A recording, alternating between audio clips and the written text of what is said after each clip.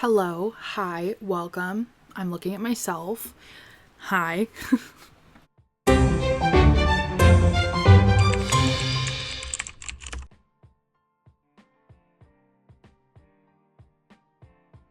Hello, hi, and welcome to another book video. We are doing the mid-year wrap-up book video. It's like a tag I've seen circulating, and I'm a bandwagoner. I'm gonna hop on the bandwagon. So we're gonna go through it. This is just gonna be a chill, you might be able to hear the rain in the background. It's gonna be a chill video. Okay, first things first, I'm the realist. I'm never doing that again. But the first thing I want to mention is the fact that it is halfway through the year and I have officially hit my reading goal. My reading goal this year was low because I think last year I only read something like 25 books or something. I put my goal this year as 40 and I've already hit that. I just hit that on Monday, 2 days ago. So I'm really excited about that. I'm really hyped about it. Lots of people are probably way ahead of me, or people haven't read as many. You read as much as you want to and what you have available. I know there's people who also don't count audiobooks as reading. I really love audiobooks. I'm putting my time into them. There's like 14-hour audiobooks that I've listened to this year. I count them towards my reading goal because that is still characters and words that I am learning and interpreting and loving. So I'm not going to just like not count it, if that makes sense. So be aware, there's a lot of audiobooks in here, but that's just because I love listening to audiobooks and I actually find them quite relaxing, especially if they're read by like the author. I read a few biographies this year, Matthew Perry, Britney Spears. I guess I didn't read it this year, but I also read I'm Glad My Mom Died, which was also a really good one read by the author. Highly recommend that one. So yeah. We're just going to get into the questions, but just to start off, I have hit my reading goal and I just needed to rub that in a little bit more because it's boosting my ego. Even though my reading goal should have probably been like 100 because I still have half the year left. I'm still going to try and get as many as possible, collect them all. Okay, the first question is, what is the best book you've read so far this year? And this one is tough for me because I think I've had somewhere near like 5 or 6 5-stars already this year. I honestly think I have to give my favorite book of the year so far to my book club book, which June is my first month of book club. It's a mutual friend who just started a book club, and one of my friends was like, do you want to join? And I was like, hell yeah I do. So now I'm in a book club and that's awesome. But I think my favorite book of this year so far has to be Ministry of Time. Hayley popping in here for a second. I want to put so badly the pictures of the books in the video, but unfortunately my laptop is having a moment. So I'm editing this on my phone. So just know I would put the pictures in, but I literally cannot. So hopefully saying the names out loud is enough. And if you want to read the book, I said the title. Go find it yourself. Ministry of Time is by Hayley Bradley. She does such a good job with mixing like spy, time travel romance, mystery, thriller. Not thriller, but like more mystery, and like she just like wraps it all up and puts a bow on it. Do you know what I mean? Like there is no world in which I thought you could cover that many genres in one book, but she did it. And it still like has that sci-fi element to it, but it's not too much sci-fi where you're confused, because I haven't read a lot of sci-fi. The only sci-fi I've really read is stuff like 1984 by George Orwell, or like Brave New World by Aldous Huxley, like those kind of books that were like for school. So I haven't like myself really read a lot of sci-fi, but like this book, the whole concept basically is, without giving any spoilers obviously, is this team of experts has figured out time travel, and they pluck a certain amount of people from different spots in their timelines, different years, and they put them in the real world and see how they acclimatize and make relationships and communicate and learn about the modern era. And it's just so cool. And I don't know if it's because I'm a Doctor Who nerd, as much as a lot of people don't know that about me.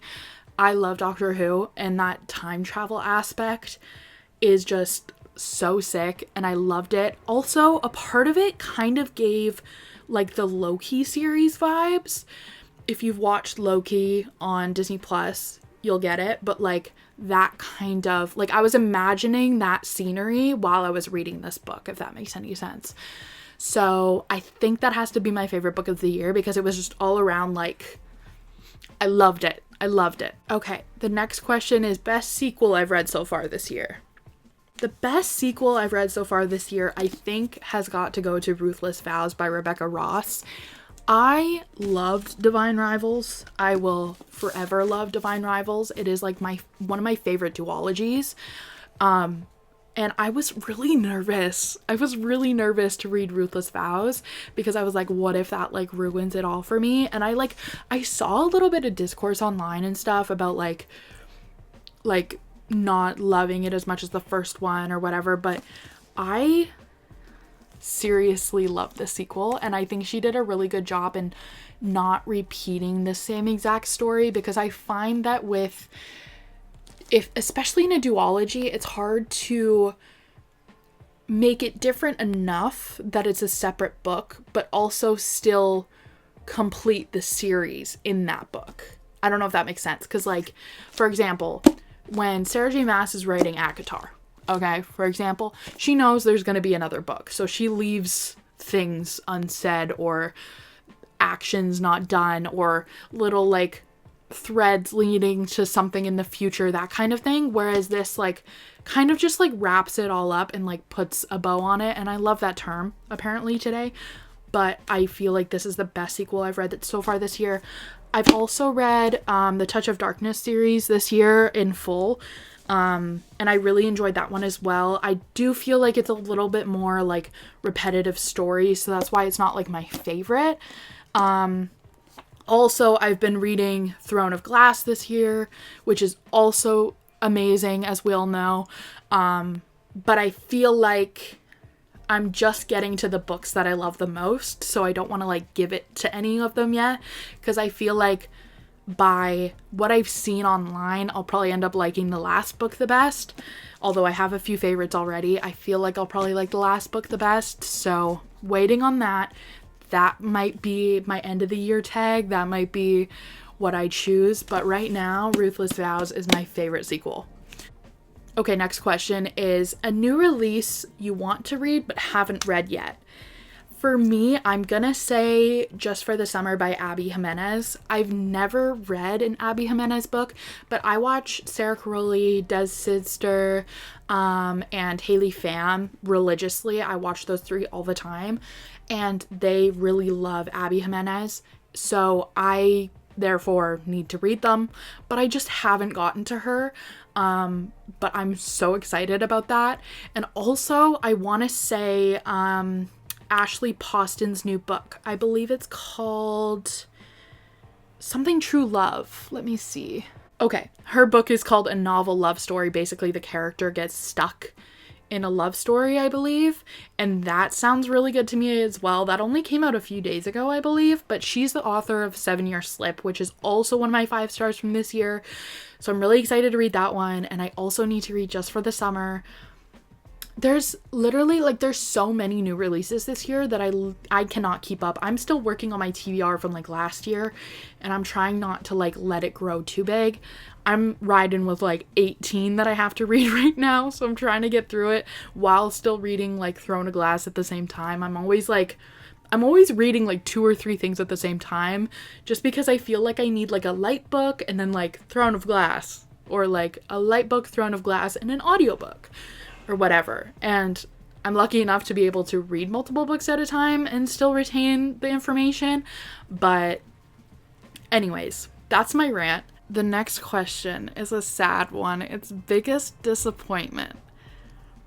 This one's hard because there's been a couple books that I've been like, ooh, I thought you were gonna do great, but you just didn't hit the mark. I'm just looking at my bookshelf here because I honestly don't know. I'm just gonna take a peek at my Goodreads. Oh, you know what? That's definitely it.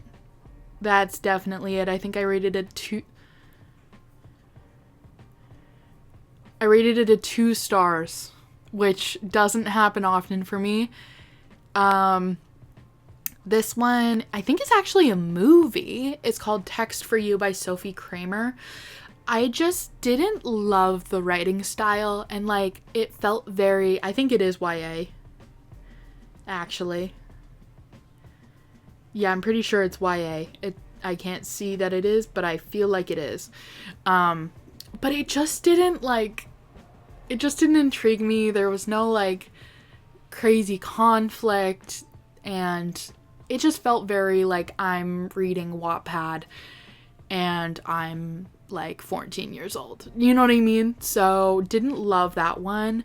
I'd be interested to see if Sophie Kramer has any other books that I'd like to read, because I hate just like reading one book from an author and being like, yeah, I'm done with you. So I hopefully will find a book by her that I like. I'm not too sure how many books she has out, but I would love to find another book for a redemption round, let's say. I actually have another book that I want to add to that, but I don't know where it is. I just read it. Where did I? Oh, there it is. Okay. The Fine Print by Lauren Asher. This is the first book in the Dreamland Billionaire series. I am not disappointed in this book because it definitely gave what it had to give. Do you know what I mean? Like, I will be reading the next ones. But it was so similar in my brain to Twisted Love by Anna Huang that the whole time, that's what I was thinking. Do you know what I mean? And I don't know, like, it's obviously it's like tropes and like that'll make for a similar story, but I felt like it was so similar to that, and they just like worked different jobs, that was what I was thinking of the whole time. I did, however, love the setting. Obviously, Dreamland is kind of like a Disney World kind of setting, so I loved that, and like the play on like some of the things in this book, like to relate to that. Like they went on this like haunted house ride, and I was like, been there. But yeah, it just like, it didn't, like it gave, but not like for me, it didn't give enough diversity in like the plot. It has the typical third act conflict breakup thing. So heads up, it's a very like you know what's coming. Do you know what I mean? But I will still be reading the other books because I'm simply, the spice in here was great. It's very spicy. This is a very spicy book. So if you don't like that, don't read it. If you like closed door, this is not that. This is open door. So yeah, spicy, predictable. Will be reading the next one. Just thought I would throw it in there. Okay, I've moved, so we're gonna acknowledge that really quick. But the next question is biggest surprise. I'm gonna give that to Binding 13 by Chloe Walsh. The reason I'm gonna give it to this book is because I've heard so many things about this book, and I was honestly not super interested, but I was like, there are some die-hard fans for this book. At the beginning of this book, I was like not feeling it. It felt very typical. It felt very predictable, blah, blah, blah, blah, blah. But as the book went on, I was like, so tell me why I'm addicted. This book also, however, only looks like it's probably like 400 pages.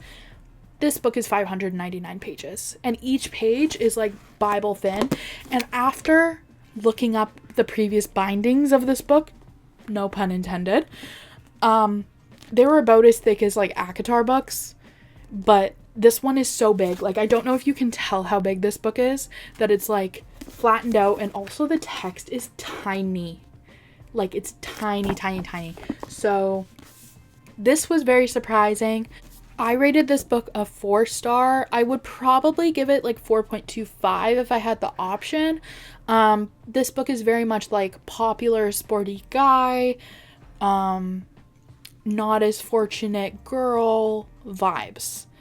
So if that's what you like, then that's what you're gonna get. New favorite author. Okay. I think I'm gonna say Kristen Hanna.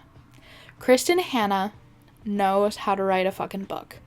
I read one of her books, where is it? I read this book last year. This is Angel Falls by Kristen Hanna.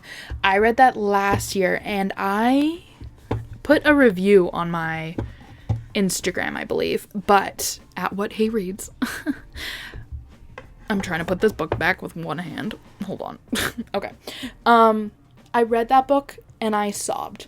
And then I listened to Four Winds by Kristen Hanna, and I was walking 5 kilometers. Did I set out to walk 5 kilometers? No, I did not. I set out to walk about 2 kilometers, and then I ended up walking 5 because I did not want to stop, because that would mean I would have to stop listening to my audiobook. I was crying and sobbing and I was avoiding coming home because I didn't want people to see me crying and walking. Do you know what I mean? So highly, highly, highly recommend Four Winds by Kristen Hanna. That is also in the running for like one of my favorite books this year. I really want to read The Women by her. I'm a big I don't read descriptions until after I've read the book kind of girl. I want to be completely surprised. I don't want anything spoiled for me. But basically, my mom just came into my room and now I lost my train of thought. Okay. What was it? Oh yeah, The Four Winds by Kristen Hanna. It's about a family in the Depression. They grow up in the Midwest. This drought happens. Shit goes down. Shit goes sideways. It's very much about mothers, daughters. If that'll make you cry, you'll cry. You know what I mean? It'll pull at your family heartstrings. And I highly recommend listening to the audiobook because the narrators do a really good job of doing the accents and everything. I felt like I was really in it. So I would highly recommend that. I love that book. And I think I want to read every single book Kristen Hanna has ever written. I've heard amazing things about Firefly Lane I want to read. She just has so many books. She has so many books and I need to catch up. Okay. The next question is book that made me cry. I'm going to choose this one because this is the most recent book that made me cry, and that is Touch of Chaos by Scarlett St. Clair. I don't know why I forgot her name. I've read so many of her books this year. But anyways, Scarlett St. Clair. You knew how to wrap up this series. And I bawled my eyes out to the end of this book. This is the final book in the Touch of Darkness Hades Persephone series. She has some other spin-off series of this series. I just said series so much in one sentence. This book made me cry. Okay? The last 2 chapters were a blur because I literally could not see. So I highly recommend this series. Touch of Darkness is the first book. I had been told to read this 4 years ago and I never did. And I finally read it this year. I don't know why it took me that long. This series though, the spice is crazy. In a good way. If you know, you know. It's great. And I would highly recommend this series. But yeah, this is the most recent book that made me cry. I didn't think it was going to make me cry, but it succeeded for sure. We're in the last couple questions here. This question is a book that made you happy. I'm going to pick 7 Year Slip by Ashley Poston. This book is just a ray of sunshine. I loved this book. I love the nostalgia this book brought me. There we go. I love the you can tell the yellow cover, it's just such a light-hearted book, but still manages to touch on darker things at the same time. I love this one. I love this one. I smile when I think about this book. It's so cute. It's just a little like, it's just a hug. Like, this book is just a hug and I love it. And I don't know what else to say. I love this book. Okay, next up, prettiest cover of a book I've bought this year. Now, we have two options here, okay? I guess technically three. The first is gonna have to be Powerless by Lauren Roberts. I managed to find the hardcover at a local independent bookstore, slay. This was the last one, so I was like, okay, that means I have to buy it. I haven't read it yet, but this cover is just gorgeous. Like, I don't know, like, that is the perfect cover if I've ever seen one. You know what I mean? So I love this. I haven't even looked under the jacket. Let's see. Oh, yeah. Yep. I love it. I just want to give a shout out to the store that I found this at. If you live in the Fraser Valley in BC, you probably know it. But this is Totally Bookish in Mission, BC. Highly recommend them. I love going there. I don't go there as often because it's farther away from me, but I love going there, and the employees are always the sweetest people ever.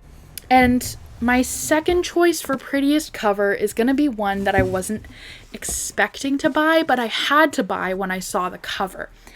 And if you know this series, you know why I had to buy it, and that is Six of Crows. This is my Six of Crows duology.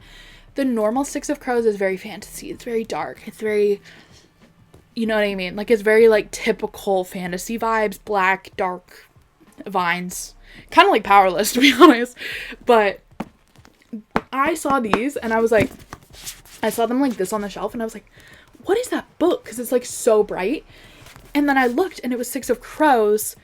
And my best friend has been bugging me to read this series, which I feel like I might do this next. But do this next? Please. I might read this next.